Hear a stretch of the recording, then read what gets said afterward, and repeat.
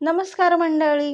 गावी यात्रा असो की कोणाचं लग्न, आमची आजी 8 ते 10 दिवस मस्तपैकी उखळात कुटून तिळकुट करायची. तिळकुट म्हणजेच कारळाची चटणी. दिवसभर जे ते आपापल्या कामानिमित्त बाहेर असायचे, पण रात्रीचं जेवण मात्र अंगणात सर्वजण पंक्तीने बसून करायचे. जेवणात गरमागरम पिठलं भाकरी आणि तोंडी लावण्यासाठी तिळकुट असायचं.